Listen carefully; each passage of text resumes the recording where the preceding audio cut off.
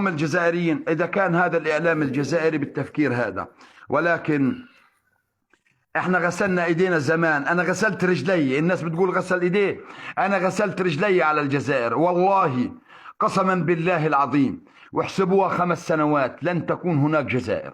5 سنوات، والسنه هذا حتميا هذه السنه اللي احنا ماشيين فيها لازم يكون انقلاب في الجزائر.